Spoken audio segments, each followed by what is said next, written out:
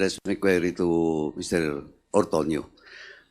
Kasi sir, kanina sabi mo, you have to refresh your memory, di ba? Ano ba talagang totoo? Kasi, sandali po, please wait to be recognized by the chairman. Di pa ako tapos.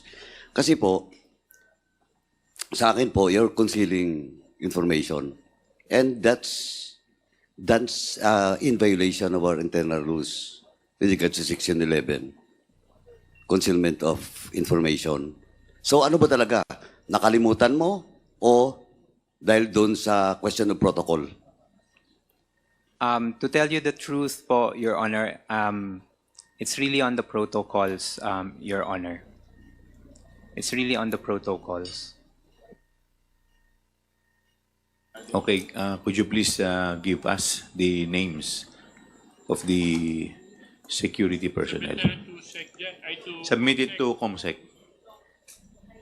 Please now.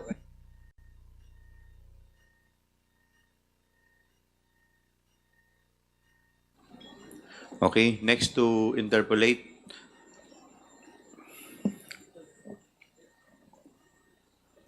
Si Congressman Zia. Ay, Jay. Congressman Jay Konghun.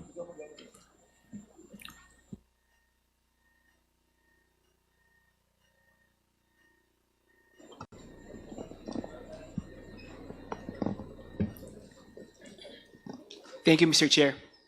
Mr. Chair, may I direct my questions to Ms. Sunshine Farda? Yes, please. Ms. Sunshine Parda. Yes, Mr. Chair. Ms. Sunshine Farda, kayo po ay nagtrabaho sa ilalim ni Vice President Sara noong siya po ay mayor pa ng Davao City. Tama po ba? Yes, Mr. Chair. Kailan po ito? It was in 2011, Mr. Chair. Ano ang nahawakan mong posisyon nung ikaw ay nagtatrabaho sa Davao? When I started working for the Office of the City Mayor, Mr. Chair, I was under a contract of service. It was, I think, Operations Assistant was the designation, Mr. Chair. Ano ang tungkulin mo sa posisyong ito? My work at that time, Mr. Chair, was to write technical letters, technical writing, preparation of MOA, drafting of executive orders, and also attending meetings on behalf of the City Mayor's office. Abogado po ba kayo? Abogado po kayo, tama po ba? Yes, Mr. Chair. Kailan po kayo nakapasa sa bar exam? I passed, Mr. Chair, in 2019 because I took the 2018 bar examination. Kasabay niyo po si Attorney Michael Powa. I believe so, Mr. Chair, yes. Okay.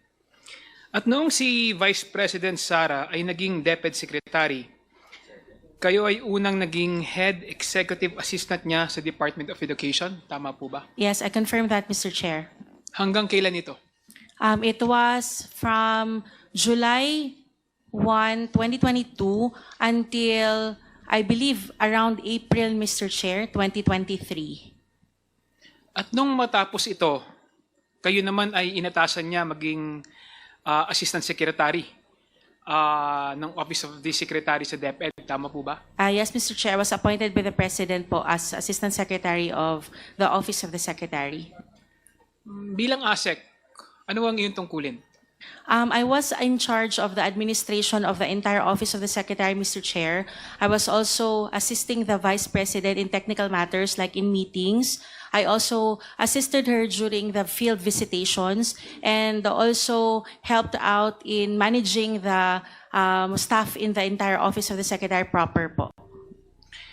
At kayo rin ay bumitiw sa Department of Education sa inyong posisyon noong July 9, 2024. Tama po ba? Yes, Mr. Chair. Kasabay- Sorry, Mr. Chair, it wasn't July 9 po. I believe it was, I started with the Office of the Vice President, Mr. Chair, July 16 po. Okay.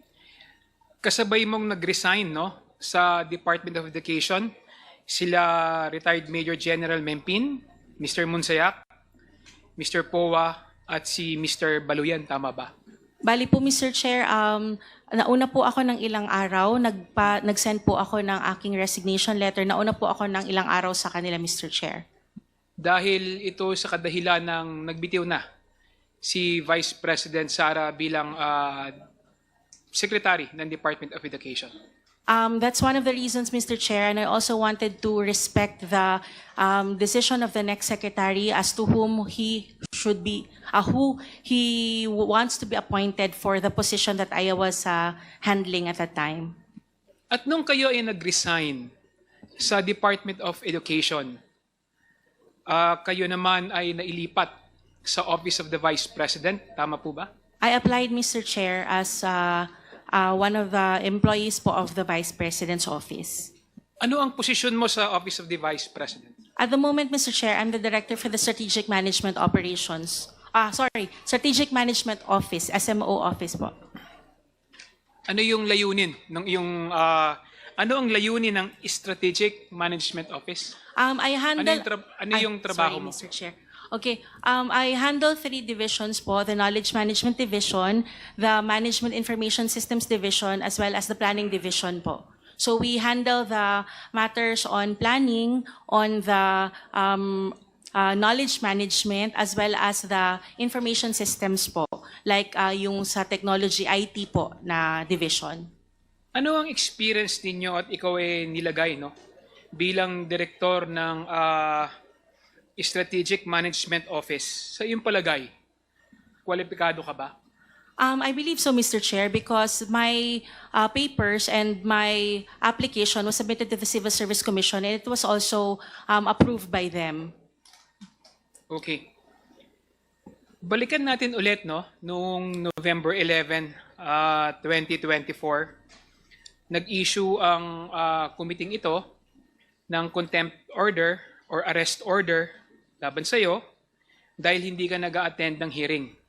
Yes, Mr. Noong Chair. November 14, 2024, nakatanggap ang committee ito ng letter na nagsasabi na ikaw nasa official business sa Southern Mindanao Satellite Office noong November 9 up to November 15. Tama ba?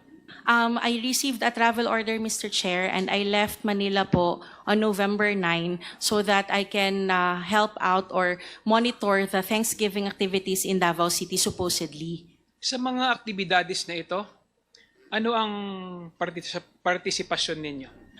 Supposedly, Mr. Chair, I was to monitor the Thanksgiving activities. Unfortunately, I wasn't really able to attend any of these because when the arrest order came out po November 11, I was so afraid already. I did not go out of the house anymore.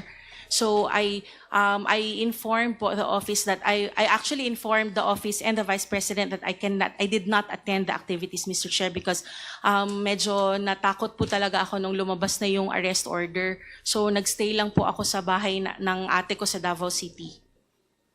So hindi ka nag-participate sa ginawang activities ng OVP sa Southern Mindanao Satellite Office? Yes, Mr. Chair. I did not participate and due to fear po of being seen because of the arrest order, Mr. Chair. Kanino mo sinabi na nasa bahay ka lang o hindi ka nag-participate? I actually informed the Vice President, Mr. Chair, and I also texted Asek Lemuel, but I'm not sure if he received it because hindi rin ako naka-receive ng response at that time. Okay. Hindi ka nagpaalam kay Attorney Zuleika Lopez? Hindi po ako nagpaalam direct sa kanya because I was thinking, Mr. Chair, that she was still in the United States at the time. I did not know that she already went home or went back home. Okay. Kilala mo si Miss Zuleika Lopez? Yes, Mr. Chair. Gaano na kayo katagal magkakilala? When I started working for the Office of the City Mayor, Mr. Chair, in 2011, she was already the city administrator at that time. Siya ang chief of staff, no? At undersecretary ng OVP nung panahon kayo ay nagtatrabaho sa Department of Education. Tama ba? Yes, Mr. Chair.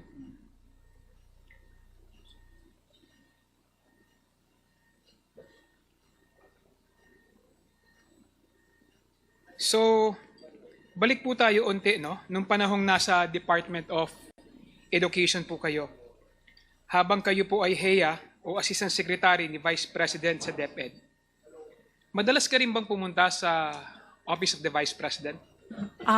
Actually, Mr. Chair, hindi po. Kasi hindi ko po maiwan yung Office of the Secretary. So, mabibilang pa lang po ng 5 daliri ko yung pagpunta ko doon. Depende lang po pag pag mayroon silang ni-invite. Like, I was invited in one of their events, like yung Halloween po, na judging ng kanilang mga events. Ganun po na klase lang ang pagpunta ko doon. So hindi ka madalas ipatawag ni No, Vice Mr. President Chair. Sara? Okay. Asawa mo si Ginoong Edward Fajarda. Yes, Mr. Chair. Tama po ba? Si Edward ba ay nagtatrabaho rin sa ilalim ni VP Sara noong mayor pa siya ng Davao? No, Mr. Chair, he wasn't. Okay. Si Edward, siya yung na-appoint, di ba, na bilang Special Disbursing Officer sa DepEd, tama? Yes, Mr. Chair. Sabay kayo ni Edward na nagtrabaho sa Department of Education? Nauna rin lang po ako ng 1 month, Mr. Chair. He started with the Department of Education in August 1. I started July 1, 2022 po. At noong July 2024, kayo ay nag-resign sa Department of Education. Kasabay nila Yusek Michael Powa, Asek Reynold Monsayak, Yusek Nolasco Mempin, at Asek Baluyan, tama ba? Yes, Mr. Chair. At ikaw din ay nag-resign sa DepEd kasama ni Mr. Edward Fajarda, tama ba? That's correct, Mr. Chair. Ngayon, ngayong panahon na ito, ano ang tungkulin mo sa o responsibilidad mo sa OVP? As I've mentioned already kanina, Mr. Chair, I'm the Director for the Strategic Management Office po. Okay. Kung maaalala ho natin, no, noong nakaraang hearing, sinabi, no, ni Yusek Gloria Jumamil Mercado na inabutan mo siya ng puting envelope na may nakasulat na hope. Ang ibig sabihin ng hope, tingin mo ano ibig sabihin ng hope? I believe that's the head of procuring entity, Your Honor. Okay. So, yun nga ang sinabi niya, inabutan mo siya ng sobre na nagkakalaman ng 50,000. Allegedly, Mr. Chair, yes. Kaya nga, yun nga yung sinabi niya, no? Yes po. At sinabi rin ni Ms. Catalan, ang chief accountant ng DepEd, sinabi rin niya noon na inabutan mo rin siya ng pera na galing sa confidential fund. Ms. Shine, matagal na kayong nagtatrabaho kay VP Sara. Masasabi mo ba na loyal ka sa kanya? I am loyal, Mr. Chair, to anybody whom I'm working for because that's part of my job po as an employee. Siyempre, no? Siguro naman, dahil sa sobrang tagal nyo na magkakilala ni Vice President Sara Duterte, hinire ka niya sa Davao, tapos dinala ka niya o nag-apply ka at tinanggap ka niya sa Department of Education, at nung nag-resign ka, nag-apply ka rin sa Office of the Vice President, at ikaw tinanggap niya, masasabi natin na talagang loyal ka, no? Kay Vice President Sara. Yes, Mr. Chair. At dahil sa matagal na kayong nagtatrabaho kay VP Sara, no? Naging heya ka niya sa Department of Education. Ano ang kadalasang trabaho na pinapagawa niya sa iyo?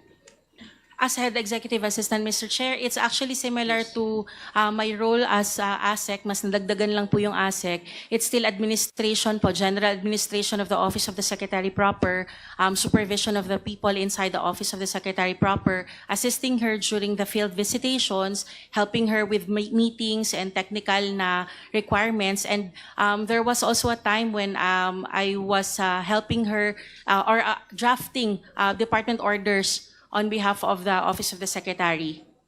Talagang napakadami mong ginagawa sa kanya at talagang masasabi natin dahil sa sobrang dami ng iyong obligasyon sa iyong trabaho sa kanya, talagang masasabi natin na pinagkakatiwalaan ka niya. Tama ba? I believe so, Mr. Chair. Nung naging HEA at Assistant Secretary ka ng DepEd, kilala nyo si Yusek Gloria Mercado, tama ba? Yes, Mr. Chair. Si Director Resty Osayas, Yes, Mr. Chair. si Miss Runa Catalan. Yes, Mr. Chair. Okay.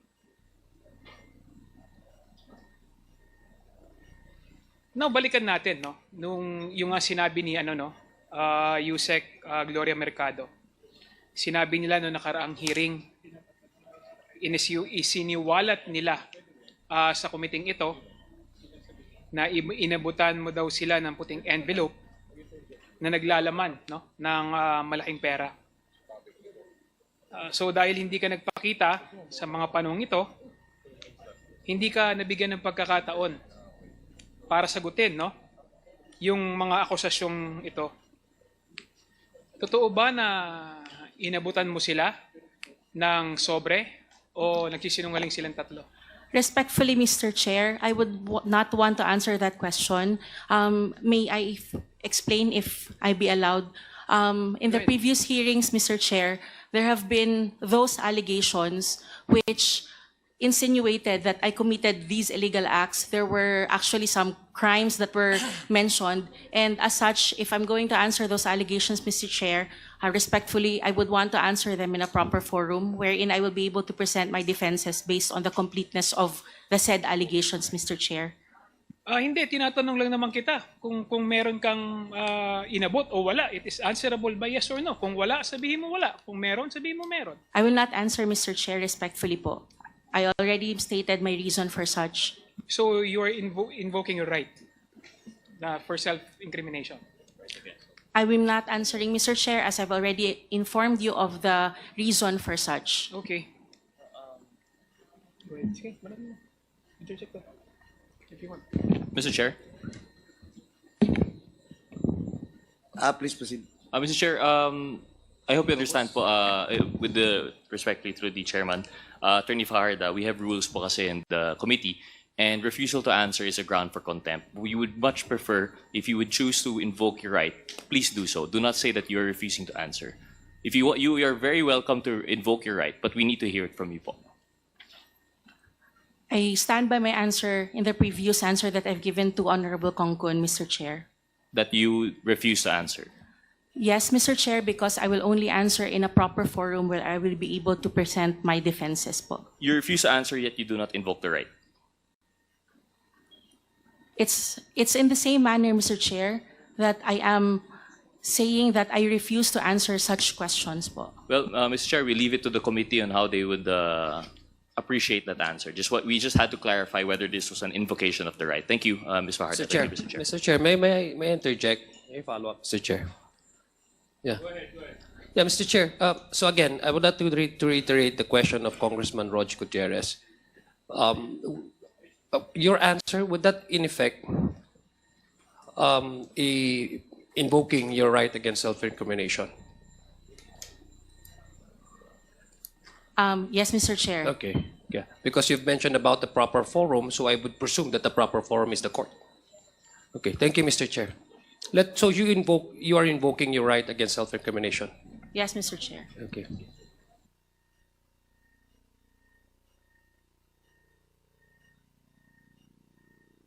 But Mr. Chair, but that does not mean that she is denying the allegation.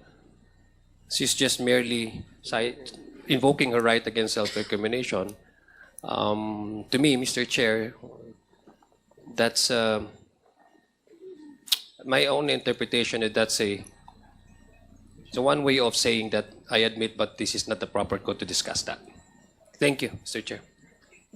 That's a manifestation po. And that is my personal interpretation. I understand, Mr. Thank Chair. you, Mr. Chair. We will respect your right against self-incrimination. Next. Yes, please continue, Congressman Kongkun. So, base sa tatlong opisyales ng Department of Education, katulad sa mga pahayag nila Yusek Mercado, Ms. Catalan at Director Usayas, kayo po ay nagbigay, no, sa kanila, no, o Director Usayas, no, kayo po ay nagbigay sa kanila ng sobre, binigyan niyo po sila ng pera, at katulad nga po ng sinasabi nila, ito ay galing, no, sa confidential fund ng Department of Education. Ngayon, kung hindi niyo po masasagot ng diretso ito, igagalang ko po yung inyong karapatan na hindi sagutin. Kaya lang hindi mo maiiwasan no, ang committing ito, no, na mag-isip, no, kung totoo nga ba, no, ang sinasabi ni Yusek Mercado, ni Ms. Catalan at ni Director Osayas. Thank you, Mr. Chair.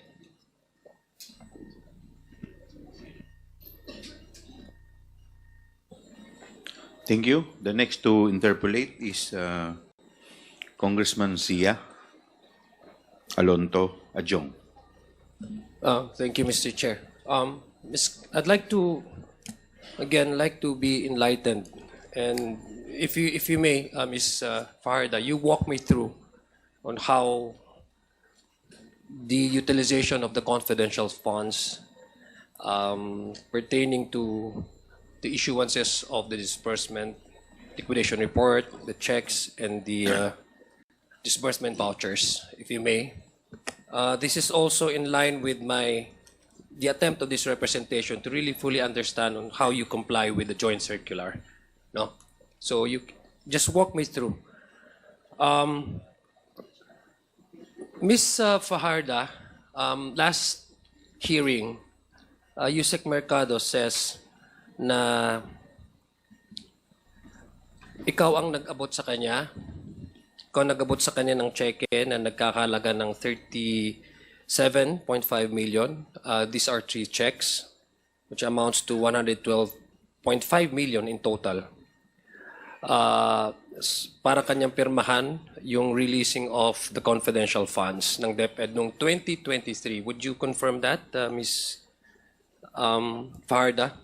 That is false, Mr. Chair. I never gave any checks to Ms. Mercado, number one. And number two, Mr. Chair, I am not involved in any way in the utilization of the confidential funds. Respectfully, Mr. Chair.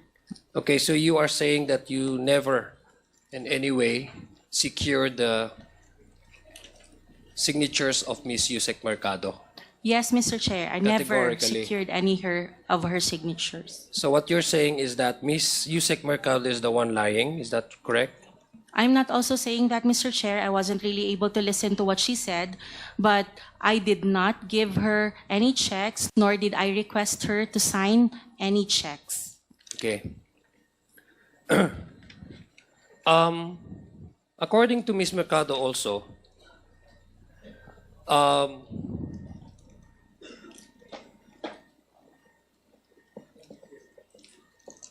the checks that were requested for her to sign should also be supported by a signature from Annalyn Sevilla. Would you know Annalyn Sevilla? Yes, Mr. Chair. She's a under a secretary of the Department of Education. Okay. What is your participation, Frieza? Can you walk me through what is exactly your participation in so far as the securing of the signatures for the disbursement to secure the disbursement vouchers? My participation, Mr. Chair, is ministerial in nature because our setup in the Office of the Secretary, since I am in charge of the admin work, is that the documents for signature of the Vice President goes through me, and then... Wait, yes. po, kasi para maintindihan ko po. Sige, can you please, My participation, Mr. Chair, in the securing of signatures is ministerial in nature. Meaning? Meaning that all of the documents in the Office of the Secretary that are for signature of the Vice President goes through me or go through me so that I can have it signed by her. Yeah, that's correct. So meaning to say, when it comes to, like for example, can we request the COMSEC to show us the disbursement voucher? COMSEC? Yeah. So all of these three disbursement vouchers are signed by Vice President Sara Duterte. Now, prior to the signing or releasing of the checks, you have to secure first the disbursement voucher. Am I correct? Yes, Mr. Chair. And so the signature of Vice President Sara Duterte with that of Annalyn Sevilla, as indicated here in the disbursement voucher, if we are to take your answer that you are to secure the signatures, does that mean that you also, in a way, required for this disbursement voucher to present this to Yusek Mercado for the release of the checks? No, Mr. Chair, I have no transaction whatsoever with Ms. Mercado in relation to the confidential funds. Okay, so what does the needed signature of the Vice President for the disbursement voucher, what is it for? In this particular monitor, is it for the releasing of the 3 checks? Is it correct? I believe, Mr. Chair, that is for the processing of the disbursement voucher for the confidential fund. That's correct. That is correct, and that's what Yusek Mercado said in the previous hearing. In fact, the testimony of Yusek Mercado is it's reinforced and corroborated by the statement of Ms. Catalan. So that voucher is needed to secure the release of the checks. Am I correct? Yes, Mr. Chair, because it is routed to our office from the accounting office. So where do you give the vouchers after having all these signatures attached in this? Where do you go from here? After securing the signature of the Vice President, it has to be returned to the SDO, and then the SDO will be the one to return it to the accounting office. You mean to say SDO in this case is your husband? Yes, Mr. Chair. So it goes back to the SDO. Yes, because he's the one carrying the documents back to the accounting office. So your husband is the one going, so siya pupunta doon sa accounting office for the release of this. Yes, because he's the SDO, Mr. Chair. Okay. Would you confirm that all these 3 disbursement vouchers correspond to the 37.5 million pesos that were encashed by your husband, Mr. Fajarda? I do not have the copies of the 3 vouchers, Mr. Chair. But I cannot confirm that because, again, I am not the one involved with the confidential funds. I just request the Vice President to sign, and then it is returned to the accounting office for the standard operating procedure in the processing of said vouchers. According to the testimony of Land Bank, nagkaroon po ng pirmahan. The checks that were released were signed by Yusek Mercado and Yusek Sevilla on February 20, 2023, April 19, 2023, and July 11, 2023. Would you confirm this, Ms. Sunshine? I cannot confirm that, Mr. Chair, because, again, I am not involved in the confidential funds po. Okay. But could you at least your husband confirm these dates? Your Honor, hindi lang po ako sure doon sa exact date, but yan po yung month. Kayo po ba, Mr. Edward, ang payee sa mga cheque na ito? Yes, Your Honor. Okay. So you confirm that three checks ay 37 million, 3 pong ni-release ito. Can we show that again?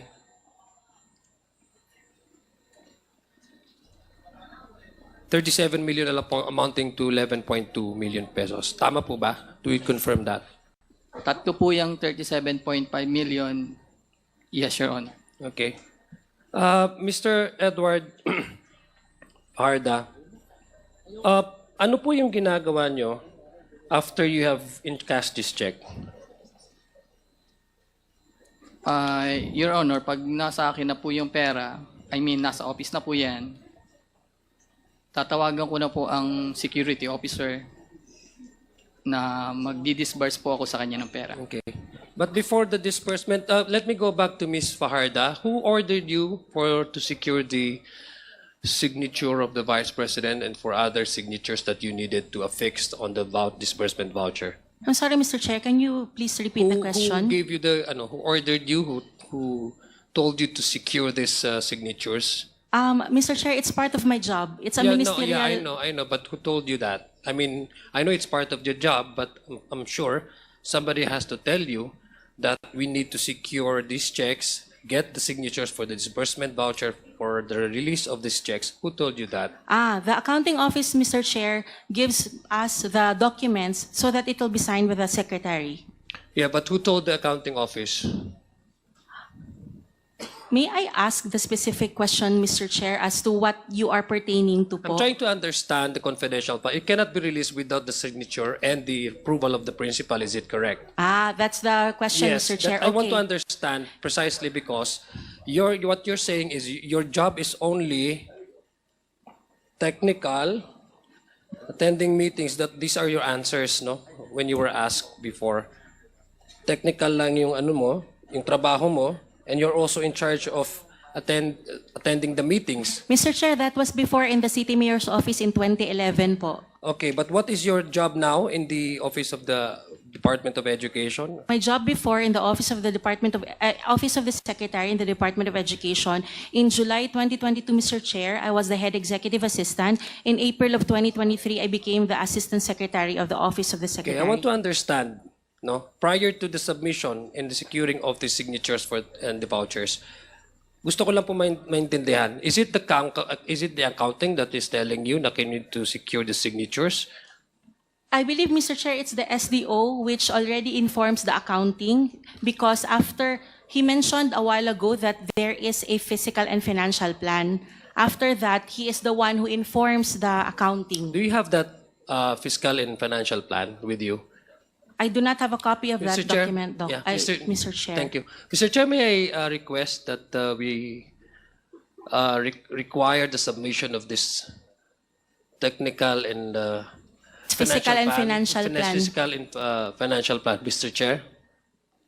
That's a motion so that we can understand how the workings within your department has come to the utilization of the confidential funds. We want to understand that because Mr. Chair, it has already been submitted po, I believe.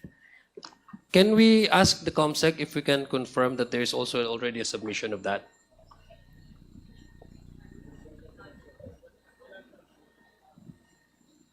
Your Honor, the Secretariat has yet to receive or has not yet received the PFP, Your Honor. So, do you stand by with your answer that you have already submitted? I that? believe that it was already submitted by COA, Mr. Chair, because it is part of the submissions of the DepEd. Wala pa. Wala pa? COMSEC?